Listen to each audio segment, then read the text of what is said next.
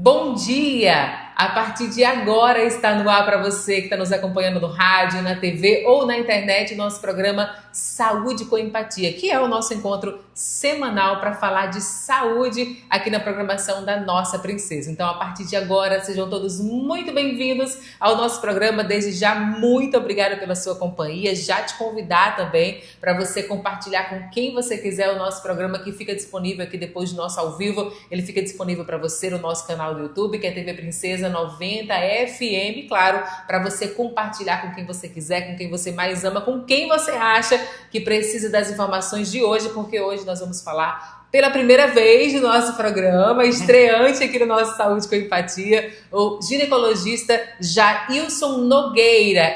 Seja muito bem-vindo, tá? Fique à vontade. Muito obrigado. É só a primeira, tá? A gente já chega assim avisando.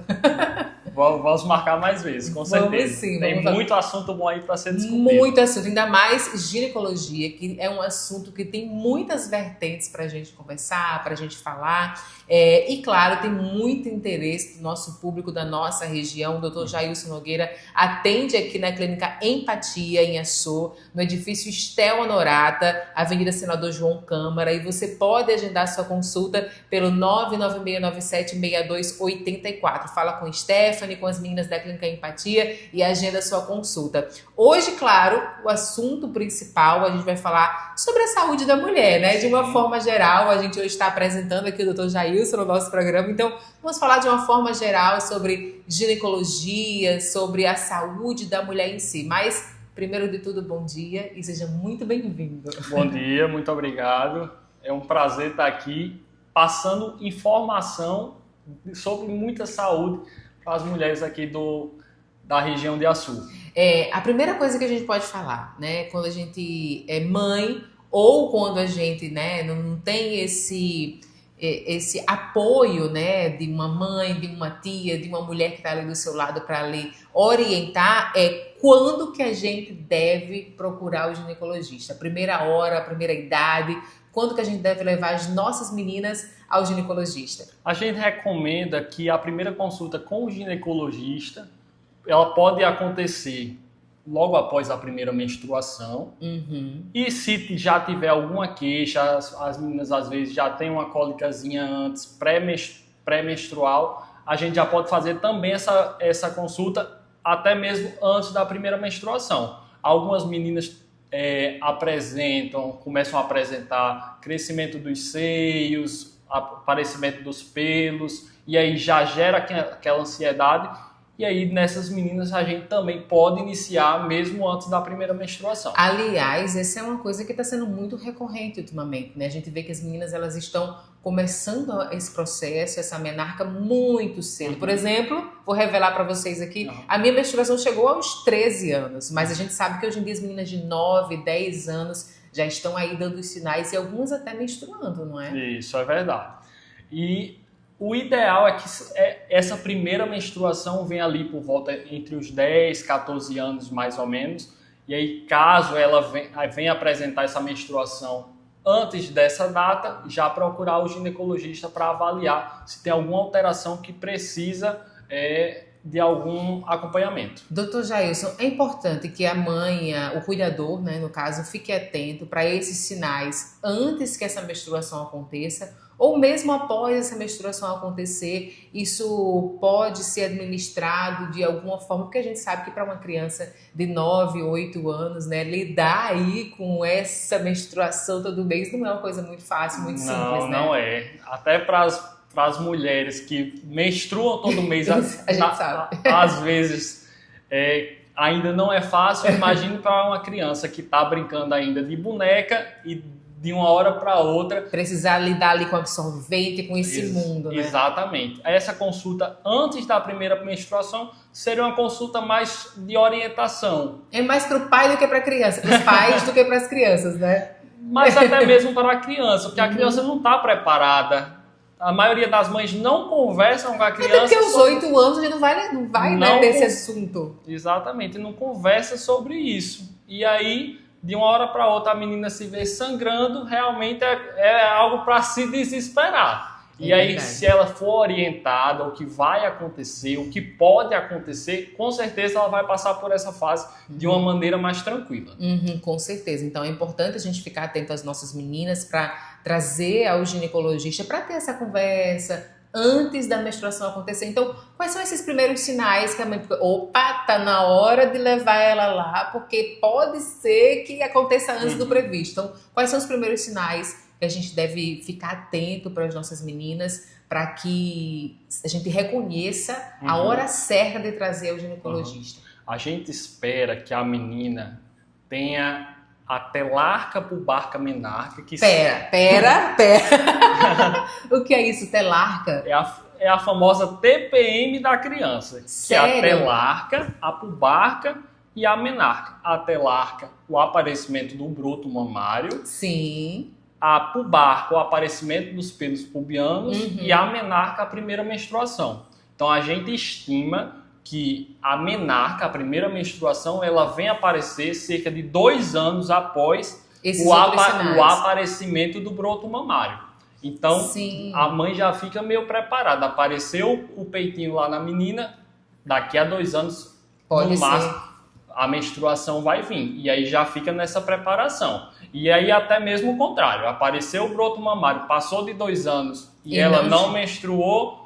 Opa, será que tem alguma coisa errada? Também é outro alerta. Uma coisa que eu ouvi falar também de quando eu era criança é que um sinal também dessa menstruação mais precoce seria o mau cheiro nas axilas. É verdade isso?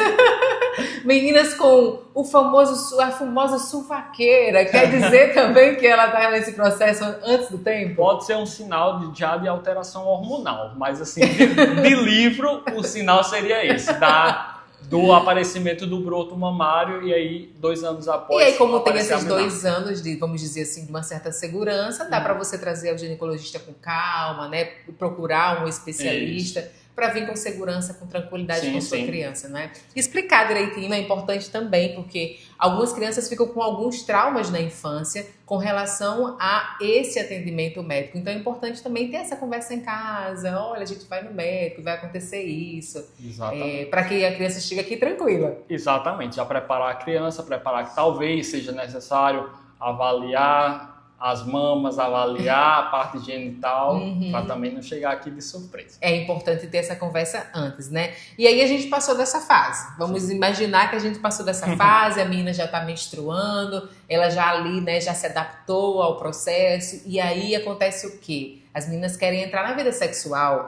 Também é importante trazer ao ginecologista nesse período também, antes da primeira relação sexual? Com certeza. Preparar a menina principalmente em orientar sobre a prevenção das doenças sexualmente transmissíveis e também a contracepção, a prevenção contra a gravidez. Outra coisa que também está acontecendo mais cedo, né? Com certeza. Que antigamente, né, as meninas se preparavam, vinham para essa consulta, muito antigamente, tá? Muito antigamente, nem era da nossa época.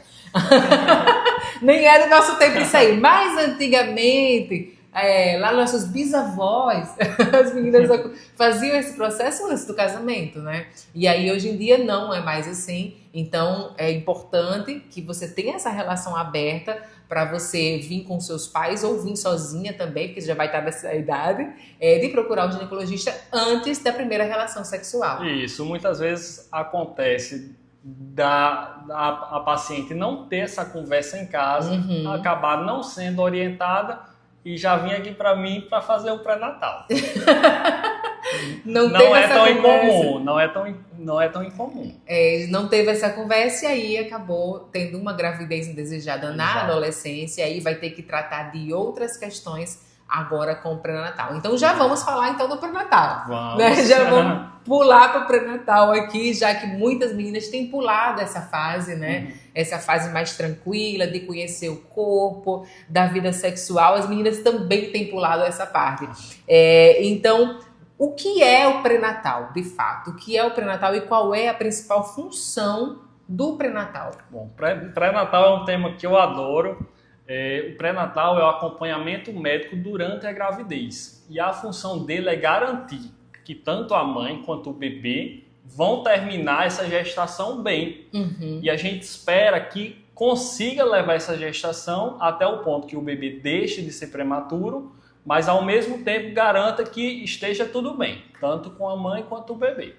Quando é o momento ideal para começar o pré-natal? Porque, vamos dizer, que a gente descobriu uma gestação aí nas primeiras semanas. Então, quando é o momento ideal para você passar daquela euforia, aquela alegria ou aquele desespero que às vezes dá?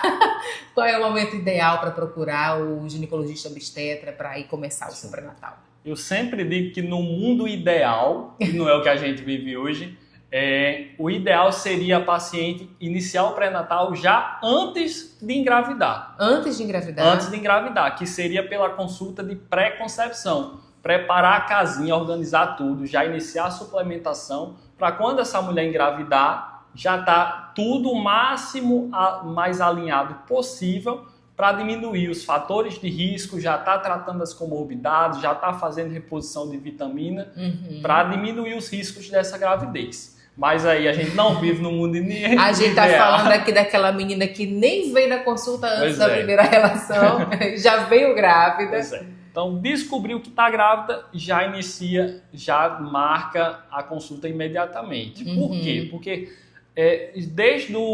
principalmente no primeiro trimestre, que são os primeiros meses, vai ter a formação inicial do bebê, principalmente o fechamento do tubo neural, que é a estrutura que vai dar origem a todo o sistema nervoso do bebê. E aí precisa de uma suplementação, e essa suplementação precisa ser iniciada o quanto antes, inclusive antes mesmo de engravidar. É o famoso ácido fólico para gestante. É o famoso ácido fólico, que atualmente a gente prescreve o metilfolato, que é a formativa do ácido fólico. Porque hoje a gente sabe que o ácido fólico ele precisa ser convertido no metilfolato.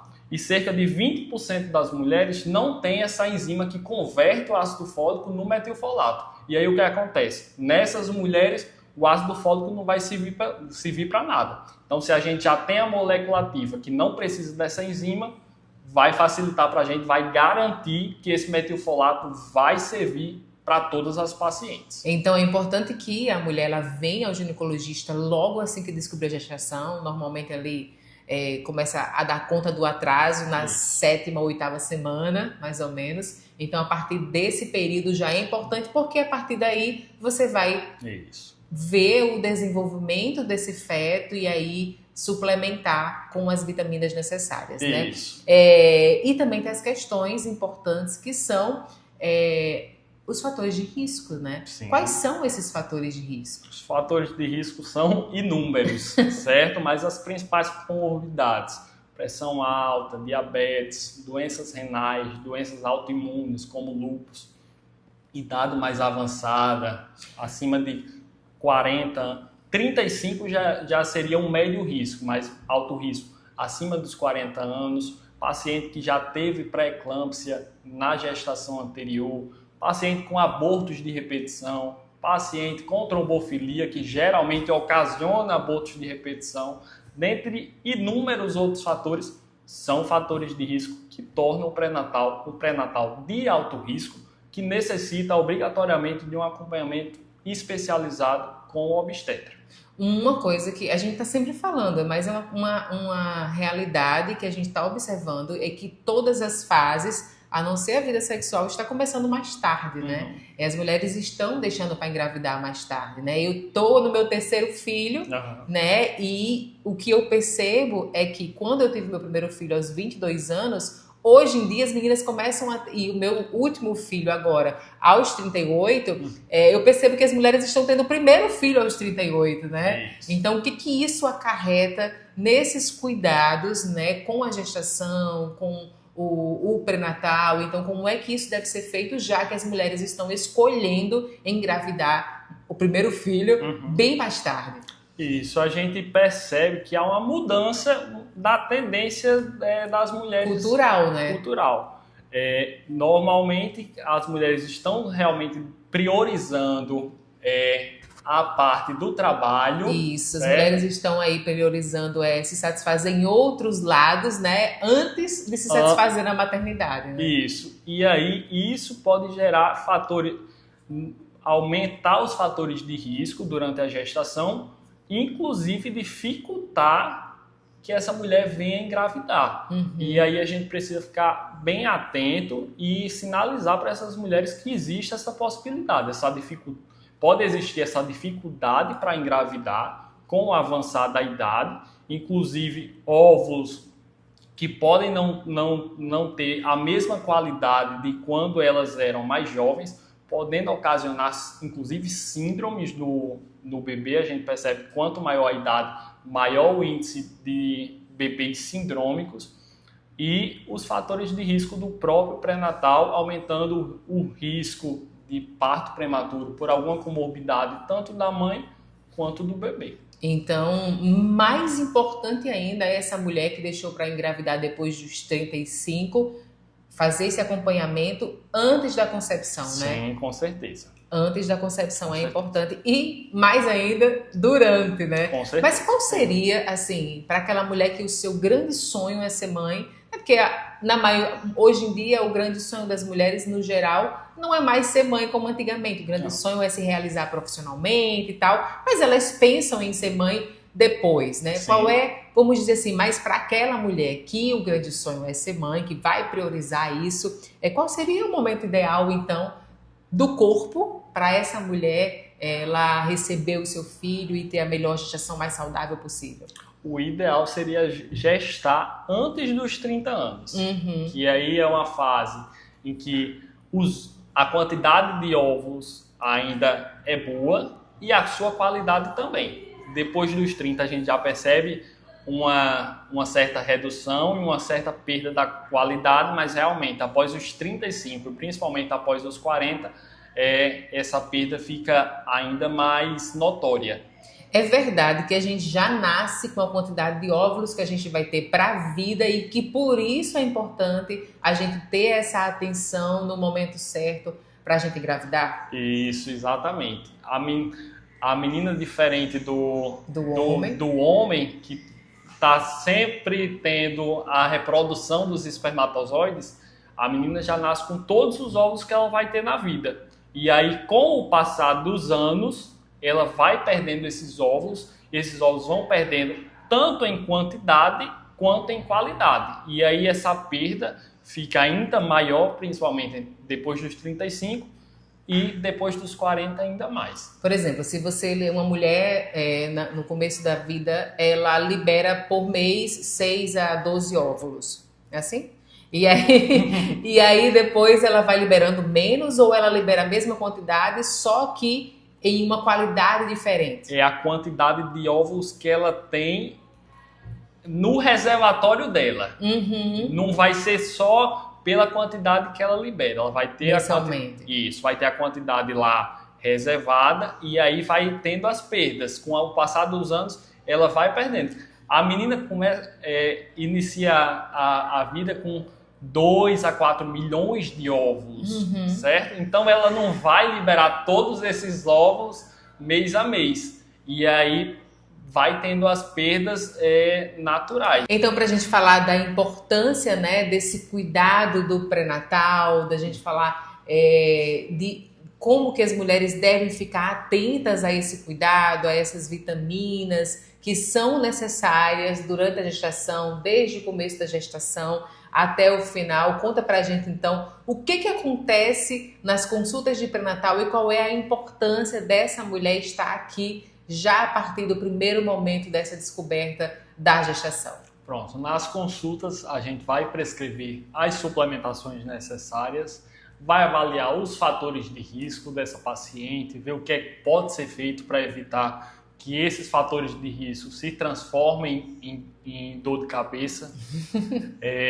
A gente vai fazer a solicitação dos exames adequados, solicitar a ultrassonografia e orientar essa paciente, orientar o que pode ser feito, o que é que não pode. Muitas pacientes têm dúvidas sobre o básico do dia a dia, se pode se pode comer sushi, se pode ter relação com o marido. A questão do sushi é uma controvérsia, né? O problema do sushi é que é uma comida crua, que aí existe a possibilidade de adquirir toxoplasmose, que pode ser uma infecção grave para o bebê durante a gravidez. Então, todo esse cuidado, toda essa atenção durante a gestação é imprescindível para o bebê, mas também para a mulher, né? Sim, com certeza. Muitas vezes a gente opta por um parto prematuro por risco não pelo bebê, o risco da mãe. Geralmente, principalmente quando é uma pré-eclâmpsia, normalmente a mãe está sim correndo risco de vida e aí a gente precisa intervir. Então é importante. Uma coisa que assusta, né, quando a gente chega para a primeira consulta no pré-natal é aquela quantidade de exames, né, que é realmente muitos exames que precisam ser feitos. Então, nesse primeiro contato é justamente quando você vai prescrever todos esses exames. Então, não precisa se assustar, é um cuidado necessário, né? Isso, com certeza. Nesses exames a gente vai